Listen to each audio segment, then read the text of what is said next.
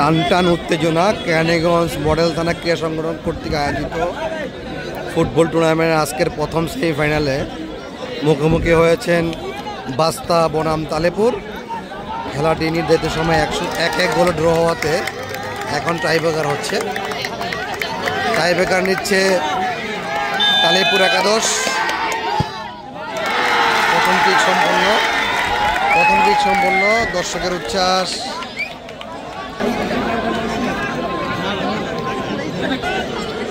বাস্তা তার প্রথম প্রান্তিক নিচ্ছে,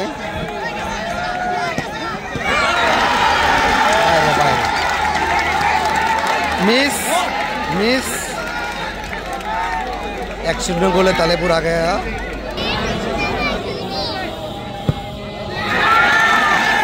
2-0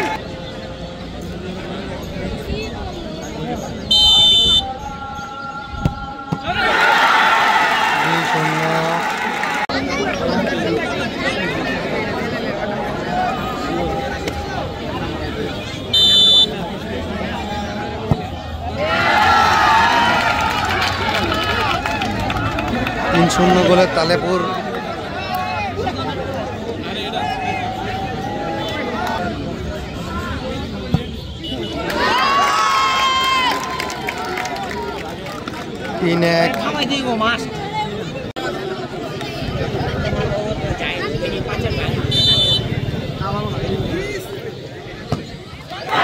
এবং 4-1 গোলে তালেপুর জয়ী।